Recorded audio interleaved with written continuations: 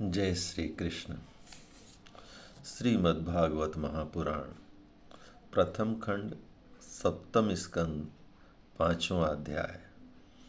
हिरण्यकशिपु के द्वारा प्रहलाद जी के वध का प्रयत्न करना। नारद जी कहते हैं, युधिष्ठिर, दैत्यों ने भगवान श्री शुक्राचार्य जी को अपना पुरोहित बनाया था। उनके दो पुत्र थे, षण्ड और अमर्क। वे दोनों राजमहल के पास ही रहकर हिरण्यकशिपु के द्वारा भेजे हुए नीति निपुण बालक प्रहलाद को और दूसरे पढ़ाने योग्य दैत्य बालकों को राजनीति, अर्थनीति आदि पढ़ाया करते थे। प्रहलाद गुरुजी का पढ़ाया हुआ पाठ सुन लेता था और उसे ज्यों का त्यों सुना भी दिया करता था, किंतु वे उसे मन से अच्छा नहीं समझते थे, क्योंकि उस पाठ का मूल आधार था अपने और पराया का झूठा आग्रह। युधिष्ठिर, एक दिन हिरण्यकशिपु ने अपने पुत्र प्रहलाद को बड़े प्रेम से गोद में लेकर पूछा, बेटा बताओ तो सही, तुम्हें कौन सी बात अच्छी लगती है? प्रहलाद ने कहा, पिताजी, संसार के प्राणी मैं और मेरे के झूठे आग्रह में पड़कर सदा ही अत्यंत उद्विग्न रहते हैं। ऐसे प्राणियों के लिए मैं यही ठीक समझता हूँ कि वे अपने अधः पतन के मूल कारण घास से ढके हुए अंधेरे कुएं के समान इस घर को छोड़कर वन में चले जाएं और भगवान श्री हरि की शरण ग्रहण करें। नारद जी कहते हैं, प्रहलाद जी के मुंह से शत्रु पक्ष की प्रशंसा से भरी बात सुनकर हिरण्यकशिपु ठठाकर हंस पड़ा। उसने कहा, दूसरों के बहकाने से बच्चों की बुद्धि यूं ही बिगड़ जाया करती है। जान पड़ता है गुरु जी के घर पर विष्णु के पक्षपाती कुछ ब्राह्मण बेश बदल कर रहते हैं। बालक की भली भांति देख रेख की जाए, जिससे अब इसकी बुद्धि बहकने न पावे। जब दैत्यों ने प्रहलाद को गुरु जी के घर पहुंचा दिया, तब पुरोहित ने उनको बहुत पुचकारा और फुसलाकर बड़ी मधुर वाणी से पूछा, बेटा प्रहलाद, तुम्हारा कल्याण हो, ठीक ठीक बतलाना। देखो, झूठ न बोलना, यह तुम्हारी बुद्धि उल्टी कैसी हो गई? और किसी बालक की बुद्धि तो ऐसी नहीं है। कुल नंदन प्रहलाद, बताओ तो बेटा, हम तुम्हारे गुरुजन यह जानना चाहते हैं कि तुम्हारी बुद्धि स्वयं ऐसे हो गई या किसी ने सचमुच तुमको बहका दिया है। प्रहलाद जी ने कहा, जिन मनुष्यों की बुद्धि मोह से ग्रस्त हो रही है, उन्हीं को भगवान की माया से यह झूठा दुराग्रह होता देखा गया है कि यह अपना है और यह पराया। उन मायापति भगवान को मैं नमस्कार करता हूँ। वे भगवान ही जब कृपा करते हैं तब मनुष्यों की पाश्विक बुद्धि नष्ट होती है। इस पशु बुद्धि के कारण ही तो यह मैं हूँ और यह मुझसे भिन्न है, इस प्रकार का झूठा भेदभाव पैदा होता है। वही परमात्मा यह आत्मा है। अज्ञानी लोग अपने और पराये का भेद करके उसी का वर्णन किया करते हैं। उनका न जानना भी ठीक है, क्योंकि उसके तत्व को जानना बहुत कठिन है और ब्रह्मा आदि बड़े बड़े विदज्ञ भी उसके विषय में मोहित हो जाते हैं। वही परमात्मा आप लोगों के शब्दों में मेरी बुद्धि बिगाड़ रहा है। गुरु जी, जैसे चुंबक के पास लोहा स्वयं खींच आता है, वैसे ही चक्रपाणी भगवान की स्वच्छंद इच्छा शक्ति से मेरा चित्त भी संसार से अलग होकर उनकी ओर बरबस खींचा चला जाता है। नारद जी बोले, परम ज्ञानी प्रहलाद अपने गुरु जी से इतना कहकर चुप हो गए। पुरोहित बेचारे राजा के सेवक एवं पराधीन थे, वे डर गए। उन्होंने क्रोध से प्रहलाद को झिड़क दिया और कहा, अरे कोई बेंत ले आओ, यह हमारी कीर्ति में कलंक लगा रहा है। इस दुर्बुद्धि कुलांगार को ठीक करने के लिए चौथा उपाय दंड ही उपयुक्त होगा। दैत्य वंश के चंदन वन में यह कांटेदार बबूल कहाँ से पैदा हो गया? जो विष्णु इस वन की जड़ काटने में कुल्हाड़े का काम करते हैं, यह नादान बालक उन्हीं की भेंट बन रहा है, सहायक हो रहा है। इस प्रकार गुरुजी ने तरह तरह से डांट डपट कर प्रहलाद को धमकाया और अर्थ, धर्म एवं काम संबंधी शिक्षा दी। कुछ समय के बाद जब गुरुजी ने देखा कि प्रहलाद ने साम दान भेद और दंड के संबंध की सारी बातें जान ली, तब वे उन्हें उनकी माँ के पास ले गए। माता ने बड़े लार प्यार से उन्हें नहला धुलाकर अच्छी तरह गहने कपड़ों से सजा दिया। इसके बाद वे उन्हें हिरण्यकशिपु के पास ले गए। प्रहलाद अपने पिता के चरणों में लौट गए। हिरण्यकशिपु ने उन्हें आशीर्वाद दिया और दोनों हाथों से उठाकर बहुत देर तक गले से लगाए रखा। उस समय दैत्यराज का हृदय आनंद से भर रहा था। युधिष्ठिर, हिरण्यकशिपु ने प्रसन्न मुख प्रहलाद को अपनी गोद में बैठाकर उसका सिर सूंघा। उनके नेत्रों से प्रेम के आंसू गिर गिर कर प्रहलाद के शरीर को भिगोने लगे। उसने अपने पुत्र से पूछा, चिरंजीव बेटा प्रहलाद, इतने दिनों में तुमने गुरुजी से शिक्षा प्राप्त की है, उसमें कोई अच्छी बात हमें भी सुनाओ। प्रहलाद ने कहा, पिताजी, विष्णु भगवान की भक्ति के 9 भेद हैं।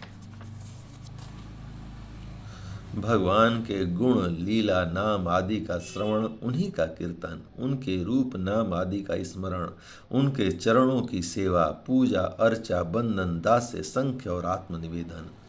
यदि भगवान के प्रति समर्पण के भाव से यह 9 प्रकार की भक्ति की जाए तो मैं उसी को उत्तम अध्ययन समझता हूँ। प्रहलाद की यह बात सुनते ही क्रोध के मारे हिरण्यकशिपु के ओंठ फड़कने लगे। उसने गुरुपुत्र से कहा, अरे नीच ब्राह्मण, यह तेरी कैसी करतूत है, दुर्बुद्धे। तूने मेरी कुछ भी परवाह न करके इस बच्चे को कैसे निस्सार शिक्षा दे दी। और से तू हमारे शत्रुओं के आश्रित है। संसार में ऐसे दुष्टों की कमी नहीं है जो मित्र का बाना धारण कर छिपे छिपे शत्रु का काम करते हैं, परंतु उनकी कलई ठीक वैसे ही खुल जाती है जैसे छिपकर पाप करने वालों का पाप समय पर रोग के रूप में प्रकट होकर उनकी पोल खोल देता है।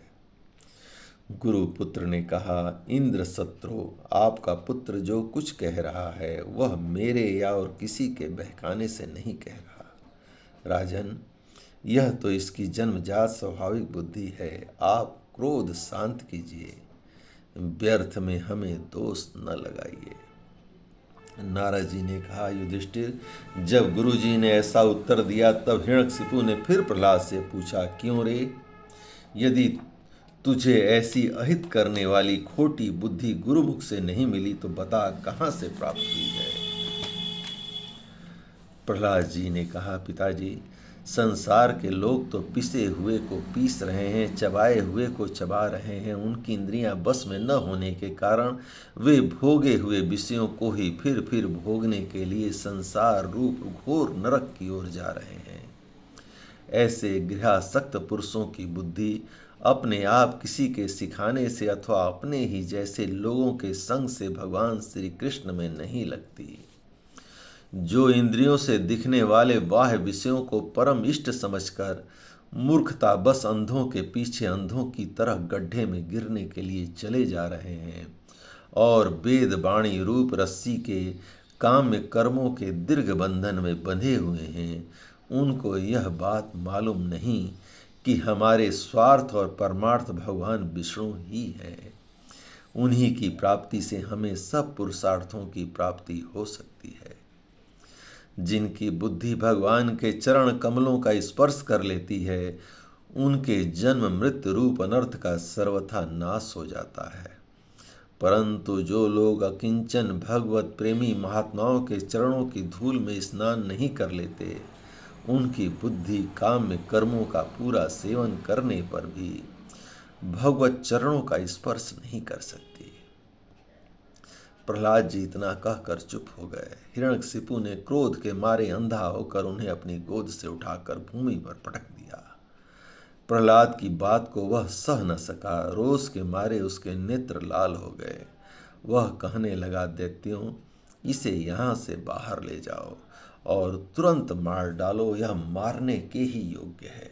देखो तो सही, जिसने इसके चाचा को मार डाला अपने सुहृद स्वजनों को छोड़कर यह नीच दास के समान उसी विष्णु के चरणों की पूजा करता है। हो न हो इसके रूप में मेरे भाई को मारने वाला विष्णु ही आ गया है। अब यह विश्वास के योग्य नहीं है।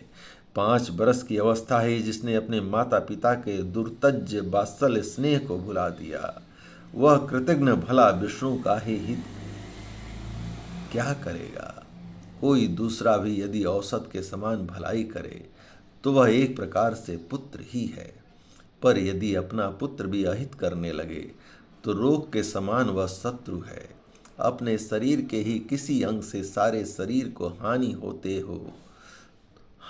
होती हो तो उसको काट डालना चाहिए, क्योंकि उसे काट देने से शेष शरीर सुख से जी सकता है। यह स्वजन का बाना पहन कर मेरा कोई शत्रु ही आया है। जैसे योगी की भोग लोलुप इंद्रियां उसका अनिष्ट करती हैं, वैसे ही यह मेरा अहित करने वाला है। इसलिए खाने, सोने, बैठने आदि के समय किसी भी उपाय से इसे मार डालो। जब हिरण्यकशिपु ने दैत्यों को इस प्रकार आज्ञा दी, तब तीखी दाढ़, विकराल बदन, लाल लाल दाढ़ी, मूछ एवं केसों वाले दैत्य हाथों में त्रिशूल ले मारो काटो इस प्रकार बड़े जोर से चिल्लाने लगे। प्रहलाद चुप बैठे हुए थे और दैत्य उनके सभी मर्म स्थानों में सूल से घाव कर रहे थे। उस समय प्रहलाद जी का चित्त उन परमात्मा में लगा हुआ था जो मन वाणी के अगोचर सर्वात्मा, समस्त शक्तियों के आधार एवं परम ब्रह्म है। इसलिए उनके सारे प्रहार ठीक वैसे ही निष्फल हो गए जैसे भाग्यहीनों के बड़े बड़े उद्योग धंधे व्यर्थ हो जाते हैं। युधिष्ठिर, जब शूलों की मार से प्रहलाद के शरीर पर कोई असर नहीं हुआ, तब हिरण्यकशिपु को बड़ी शंका हुई। अब वह प्रहलाद को मार डालने के लिए बड़े हठ से भांति भांति के उपाय करने लगा। उसने उन्हें बड़े बड़े मत वाले हाथियों से कुचलवाया, विषधर सांपों से डसवाया, पुरोहितों से कृत्या राक्षसी उत्पन्न कराई, पहाड़ की चोटी से नीचे डलवा दिया, संबरासुर से अनेकों प्रकार की माया का प्रयोग करवाया, अंधेरी कोठरियों में बंद करा दिया, विष पिलाया और खाना पीना बंद कर दिया। बर्फीली जगह दहकती हुई आग और समुद्र में बारी बारी से डलवाया, आंधी में छोड़ दिया तथा पर्वतों के नीचे दबवा दिया, परंतु इनमें से किसी भी उपाय से वह अपने पुत्र निष्पाप प्रहलाद का बाल भी बांका न कर सका। अपनी विवशता देखकर हिरण्यकशिपु को बड़ी चिंता हुई। उसने प्रहलाद को मारने के लिए और कोई उपाय सूझ न पड़ा। वह सोचने लगा, इसे मैंने बहुत कुछ बुरा कहा, भला कहा, मार डालने के बहुत से उपाय किए, परंतु यह मेरे द्रोह और दुर्व्यवहार से बिना किसी की सहायता से अपने प्रभाव से ही बचता चला गया। यह बालक होने पर भी समझदार है और मेरे पास ही निःशंक भाव से रहता है। हो न हो इसमें कुछ सामर्थ्य अवश्य है। जैसे सुनह सेब अपने पिता की करतूतों से उसका विरोधी हो गया था, वैसे ही यह भी मेरे किए हुए अपकारों को न भूलेगा। न तो यह किसी से डरता है और न इसकी मृत्यु ही होती है। इसकी शक्ति की था नहीं है, अवश्य इसके विरोध से मेरी मृत्यु होगी, संभव है न भी हो। इस प्रकार सोच विचार करते करते उसका चेहरा उतर गया। शुक्राचार्य के पुत्र संड और अमर्क ने जब देखा कि हिरण्यकशिपु तो मुंह लटका कर बैठा हुआ है, तब उन्होंने एकांत में जाकर उससे यह बात कही, स्वामी, आपने अकेले ही तीनों लोकों पर विजय प्राप्त कर ली। आपकी भौहें टेढ़ी करने पर ही सारे लोकपाल कांप उठते हैं। हमारे देखने में तो आपके लिए चिंता की कोई बात नहीं है। भला बच्चों के खिलवाड़ में भलाई बुराई सोचने की क्या जरूरत है। जब तक हमारे पिता शुक्राचार्य जी नहीं आ जाते, तब तक यह डर कर कहीं भाग ना जाए, इसलिए इसे वरुण के पासों से बांध रखिए। प्रायः ऐसा होता है कि अवस्था की वृद्धि के साथ साथ और गुरुजनों की सेवा से बुद्धि सुधर जाया करती है। हिरण्यकशिपु ने अच्छा ठीक है कहकर गुरु पुत्रों की सलाह मान ली और कहा कि इसे उन धर्मों का उपदेश करना चाहिए जिनका पालन गृहस्थ नरपति किया करते हैं। युधिष्ठिर इसके बाद पुरोहित उन्हें लेकर पाठशाला में गए और क्रमशः धर्म, अर्थ और काम इन 3 पुरुषार्थों की शिक्षा देने लगे।